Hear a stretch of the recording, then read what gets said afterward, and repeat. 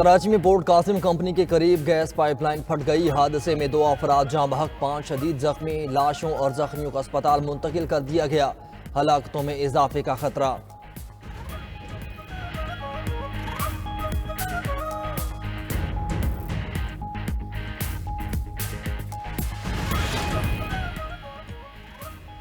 امریکہ میں چھوٹا مسافر طیارہ فضا میں بلیک ہاک فوجی ہیلی کاپٹر سے ٹکرا کر تباہ۔ حادثے کے بعد مسافر طیارہ درائے پورٹو میک میں جا گرا۔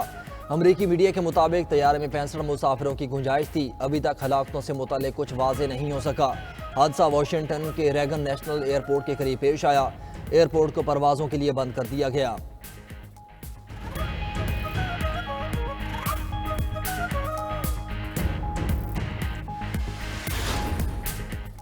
وزیر اعظم شہباز شریف سے وزیر داخلہ محسن نقوی کی ملاقات۔ محسن نقوی نے وزیر اعظم کو حالیہ دورہ امریکہ اور ملاقاتوں سے آگاہ کیا۔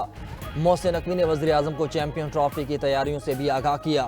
وزیر اعظم نے محسن نقوی سمیت بورڈ کی پوری ٹیم کی کاوشوں کو سراہا۔ وزیر داخلہ نے وزیر اعظم کو اسلام آباد کے ترقیاتی کاموں اور انسانی سمگلنگ کے خلاف آپریشن سے بھی آگاہ کیا۔ وزیر داخلہ نے ملک کی امن و امان کی صورتحال پر بھی وزیر اعظم کو بریفنگ دی۔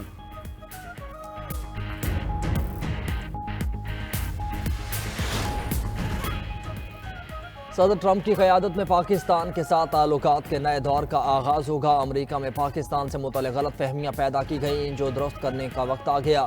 امریکی سرمایہ کاروں کے وفد کے سربراہ اور ٹرمپ خاندان کے قریبی بزنس پارٹنر جینٹری بیچ کی صحافیوں سے گفتگو۔ بولے رچرڈ گرینل کو ڈیپ فیک ٹیکنالوجی سے گمراہ کیا گیا۔ رچرڈ گرینل نے خود بتایا کہ ان کو ڈیپ فیک اے آئی والی پریزنٹیشنز دی گئی تھیں۔ گرینل کی پاکستان سے متعلق پہلے سے بہتر انڈرسٹینڈنگ ہے۔ وہ پاکستان کے نظام انصاف کی مکمل حمایت کرتے ہیں۔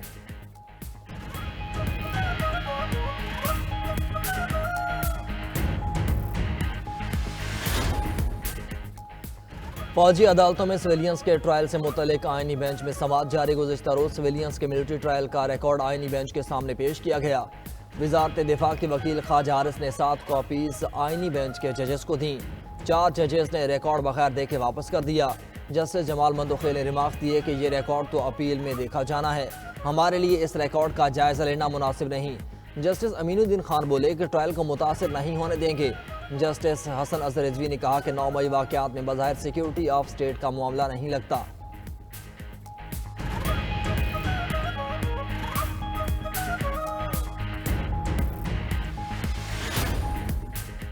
متنازع پی کا ایکٹ ترمیم بل قانون بن گیا۔ صدر مملکت آصف علی زرداری نے پی کا ایکٹ ترمیم بل 2025 پر دستخط کر دیے۔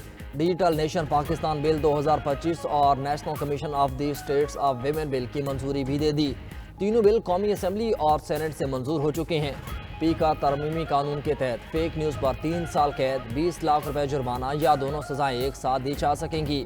جرم پر اکسانا، جعلی یا جھوٹی رپورٹس اور اداروں کے خلاف مواد غیر قانونی شمار ہوگا۔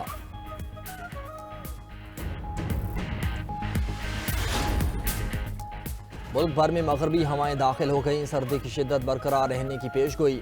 آئندہ 2 روز کے دوران میدانی علاقوں میں بارش اور پہاڑوں پر مزید برفباری کا امکان۔ سوات، کالام، مالم جبہ اور دیگر بالائی علاقوں میں آسمان سے گرتے سفید گالوں نے رنگ جما دیا۔ استور میں پارہ -3 اور گلگت میں -2 تک گر گیا۔ کوئٹہ میں بھی -2 ریکارڈ۔ اسلام آباد میں پارہ 4، پشاور 7، لاہور 11 اور کراچی میں 13 ریکارڈ۔ ادھر لیہ میں سب سے زیادہ سردی پڑی، جہاں درجہ حرارت -6 تک گر گیا۔ اننت ناگ، بارہمولہ اور شوپیاں میں -1 ریکارڈ۔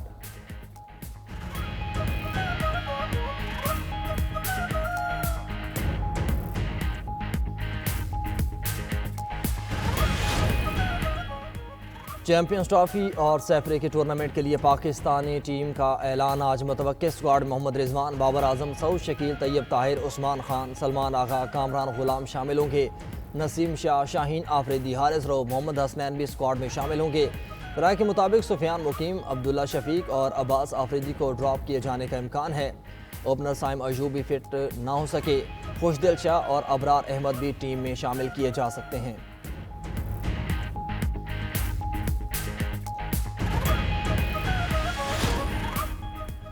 پاکستانی امریکی جج کے فیصلے پر صدر ڈونلڈ ٹرمپ کو وفاقی امداد منجمد کرنے سے متعلق حکم نامہ منسوخ کرنا پڑ گیا۔ پاکستانی امریکی خاتون جج لورین علی خان نے اپنے فیصلے سے حکم رکوایا۔ 50 سال قبل اپنے والد ڈاکٹر محمود علی خان کے ساتھ امریکہ منتقل ہوئی تھیں۔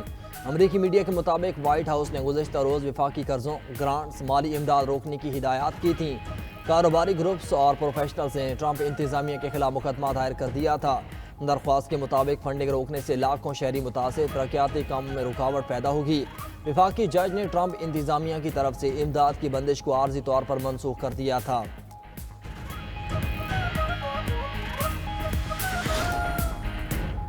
شام کی عبوری حکومت نے 2012 کا آئین منسوخ کر دیا۔ دارالحکومت دمشق میں سابق باغی دھڑوں کا اجلاس ہوا، جس میں احمد الشرع کو ملک کا عبوری صدر نامزد کیا گیا۔ اجلاس میں فیصلہ کیا گیا کہ نئے آئین کا مسودہ تیار ہونے تک عارضی قانون ساز کونسل معاملات چلائے گی۔ احمد الشرع شام کی تعمیر نو کے لیے متحدہ محاذ قائم کریں گے۔ اجلاس سے خطاب میں احمد الشرع نے کہا کہ تباہ حال شام کے حکمرانوں پر بھاری ذمہ داری عائد ہوتی ہے۔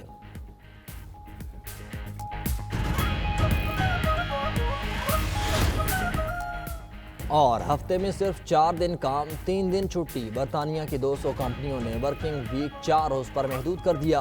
کمپنیوں کے مطابق 4 دن کا ہفتہ لوگوں کو زیادہ خوش اور بھرپور زندگی گزارنے کی آزادی دیتا ہے۔ یہ اقدام ملازمین کو راغب کرنے اور پیداواری صلاحیت کو بہتر بنانے کے لیے مفید ہے۔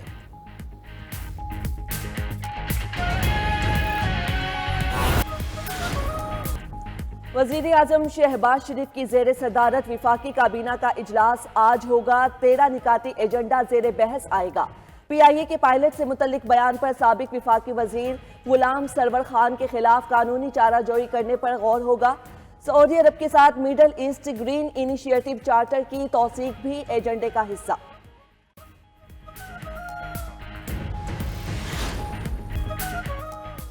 سینیٹر فیصل وارڈا کا کہنا ہے کہ بانی پی ٹی آئی کے لیے 6-8 مہینے تک کوئی ریلیف نہیں نظر آ رہا۔ گنڈا پور وزارت اعلیٰ اور بیرسٹر گوہر بھی لمبے عرصے تک عہدے پر نظر نہیں آ رہے۔ حکومت اور پی ٹی آئی دونوں کا ہدف ہے کہ بانی تحریک انصاف جیل میں رہیں۔ موجودہ حکومت کی ضمانت پی ٹی آئی ہے۔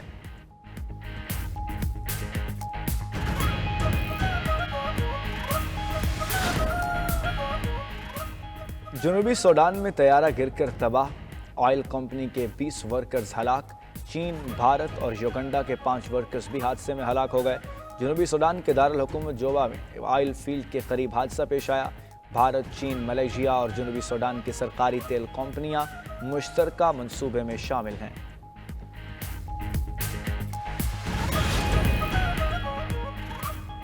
برطانیہ میں 6 روز میں تیسرا طوفان۔ جنوبی انگلینڈ میں موسلا دھار بارشیں، 40 میل فی گھنٹہ کی رفتار سے چلنے والی ہواؤں سے مواصلات کا نظام متاثر۔ اسکاٹ لینڈ اور شمالی آئی لینڈ کے مختلف حصوں کے لیے یلو وارننگ جاری۔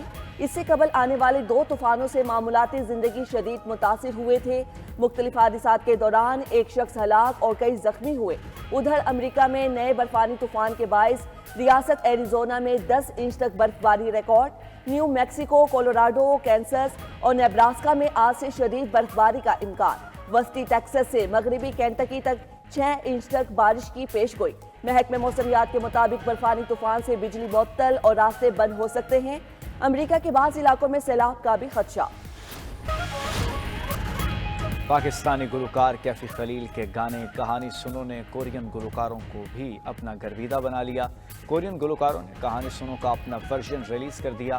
گانے نے سوشل میڈیا پر دھوم مچا دی۔